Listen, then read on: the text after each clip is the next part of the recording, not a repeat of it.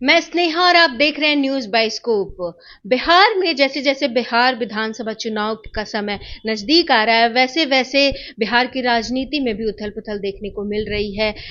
नेताओं के बीच बयानबाजी शुरू हो चुकी है। एक और चिराग पासवान और जीतन राम मांझी के बीच में बयानबाजी की खबरें हैं।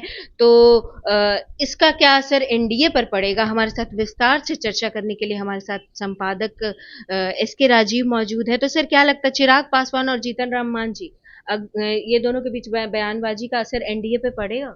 नहीं, देखिए स्नेहा, दरअसल में बिहार विधानसभा चुनाव की जैसे जैसे तारीख नज़दीक आ रही है, वैसे वैसे आप देखेंगे कि एनडीए गठबंधन में, हालांकि महागठबंधन पर भी आरोप लगता रहा है कि भाई वहाँ भी सब कुछ ठीक ठाक नहीं चल रहा है, ये सत्ता पक्ष के लोग, एनडीए के लोग लगाते रहे हैं।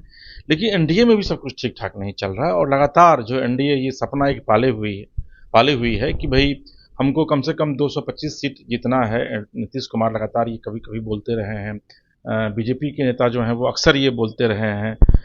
उसमें कहीं ना कहीं से अब इफ बट की एक गुंजाइश जो है वह देखने को मिल रही है, क्योंकि आप देखेंगे कि स्नेहा, कि जब आरा में रैली हुई थी चिराग पासवान की, आपको याद होगा, तो वह उस रैली में भारी भीड़ हुई थी और उस रैली के बाद जीतन राम मांझी जी जब पटना एयरपोर्ट पर पहुंचते हैं तो उन्होंने कहा कि भाई भीड़ तो वाकई में बहुत है, लेकिन वह भारे की भीड़ है।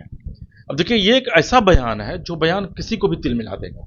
उसके बाद अरुण भारती, जो कि चिराग पासवान की पार्टी के अभी वो एक बड़े नेता हैं, संसदीय बोर्ड में भी वो जुड़े हुए हैं और उनके अपने सगे बहनोई भी हैं, उन्होंने इस बयान को लेकर कहा कि भाई पहले तो जीतन राम मांझी जी अपने भीतर झांकें कि उनको जिस व्यक्ति ने मुख्यमंत्री बनाया उस व्यक्ति के खिलाफ वो क्या क्या किए। तो वो तो किसी के प्रति वफादार और ईमानदार नहीं रहे हैं। और रही बात कि चिराग पासवान जी भारे की भीड़ लाते हैं, तो भाई भारे की भीड़ लाने की भी क्षमता अगर चिराग जी के पास है, इसलिए वो ला रहे हैं। उन्होंने यह भी कहा अरुण भारती ने कि जीतन राम मांझी अपना पुराना रिकॉर्ड उल्टा करके देख ले, उनका जो ट्रैक रिकॉर्ड रहा है वो हारने का रहा है लगातार। वो जब से आए हैं मोदी जी के साथ, तब से जाकर के उनका भी उत्थान हुआ है, राजनीतिक उत्थान हुआ है और आज केंद्र में मंत्री हैं। तो आप देखेंगे स्नेहा कि लगातार जीतन राम मांझी चिराग पासवान पर हमलावर रहते हैं। चिराग पासवान हालांकि मांझी जी के विषय में कुछ नहीं बोलते हैं, क्योंकि चिराग पासवान आज की तारीख में उनका कद बड़ा हो गया है और उनको लगता है कि जब वो बोल ही देंगे तो फिर तो कुछ बचेगा ही नहीं। लेकिन एनडीए में अगर ये आपसी खींचतान, अगर आपसी लड़ाई रहेगी जीतन राम मांझी और चिराग के बीच में, तो निश्चित तौर पर इसका इम्पैक्ट बहुत खराब पड़ेगा। दूसरी जो महत्वपूर्ण बात है स्नेहा, कि जीतन राम मांझी खुद को दलितों का बड़ा नेता बताते हैं, चिराग पासवान खुद को दलित का बड़ा चेहरा तो बता ही चुके हैं। अब वो सामान्य लीडर एक बनना चाह रहे हैं, मतलब एक कॉमन लीडर जो सबके लिए इजीली अवेलेबल हो, उपलब्ध हो। और यही वजह है कि उन्होंने कहा कि भाई मैं शाहबाद के विधानसभा, किसी विधानसभा क्षेत्र से मैं सामान्य सीट से मैं चुनाव लड़ूंगा। यानी कि वो अपनी व्यापकता हर जगह अवेलेबल कराना चाहते हैं चिराग, और यह बताना चाहते हैं कि भाई अब बिहार की राजनीति में चिराग जो है वो सर्वमान्य नेता के तौर पर स्थापित होगा।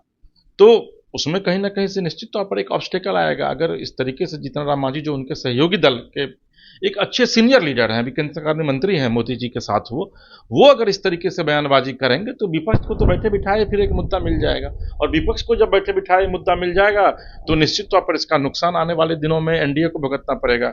एक और महत्वपूर्ण बात है स्नेहा, मैं जानता हूं कि आप यही सवाल मुझसे पूछेंगी, कि इसमें सीट शेयरिंग को लेकर के निश्चित तौर पर एक विवाद बढ़ेगा।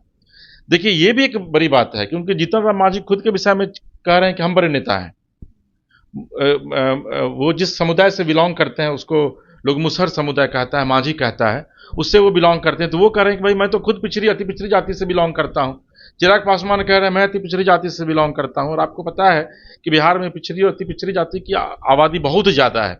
तो खुद को एस्टैब्लिश करना और फिर उस अनुसार सीट मांगना, मुझे लगता है कि यह भी एक बड़ी वजह हो सकती है कि जीतन राम मांझी चिराग पासवान पर हमलावर हैं और चिराग पासवान की पार्टी जो है वो जीतन राम मांझी पर हमलावर है।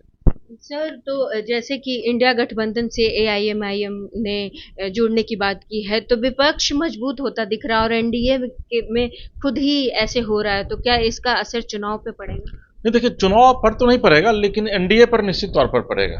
जैसा मैंने आपसे पहले भी कहा कि चिराग पासवान यानी कि एलजेपी आर और जीतन राम मांझी की पार्टी हम, अगर इस दोनों के बीच में ये विवाद और गहराता चला गया और ये दो सीनियर लीडर के बीच में अगर जो प्रधानमंत्री जी हैं जो कि भी नेतृत्व कर रहे हैं, अमित शाह हैं, या फिर और जो बीजेपी के जो बिहार के भी लीडर हैं, वो अगर इंटरफेयर नहीं करेंगे, उपेंद्र कुशवाहा हस्तक्षेप नहीं करेंगे, तो निश्चित तौर पर अभी जो छोटा सा एक आप कहते हैं ना कि छोटी सी जो एक फुंसी टाइप शरीर पर होता है, उसको आप खोद दीजिए तो वो बड़ा घाव का रूप ले लेता है। तो अभी अगर इसको नहीं रोका गया तो आने वाले दिनों में ये एक बड़ा जख्म बन जाएगा इंडिया के लिए, और एनडीए को फिर इस नुकसान की भरपाई करने में काफ़ी मशक्कत करनी पड़ेगी। तो जैसे जैसे अब विधानसभा जब तक हो नहीं जाता तब तक ये उथल पुथल मची रहेगी और पार्टियों के बीच में रणनीति, गतिविधि, समीकरण आपको बदलती दिखेगी। तो अब आने वाला वक्त बताएगा कि कौन पार्टी जनता के सही मुद्दे को उठाकर जनता का विश्वास जीत पाती है। तो बाकी की तमाम अपडेट के लिए देखते रहे news bioscope. Camera person Nitish के साथ मैं स्नेहा, न्यूज़ बाइस्कोप, पटना। घर रहने का मकान भर नहीं, ये खुशियों की तिजोरी है। दरवाजे पर दस्तक देता पड़ोस, खिड़कियों से उमड़ आता आसमां, तारों में उलझी ऐसी न जाने कितनी दास्तां। कहती हैं चले डायमंड सिटी, एक सफर हम सफर के साथ अपने घर तक। Diamond city, life long bonding, 500 से ज्यादा खुशहाल डायमंड परिवार। जल्दी करें, सिर्फ 200 फ्लैट बाकी। आज ही बुक करें अपना आशियाना।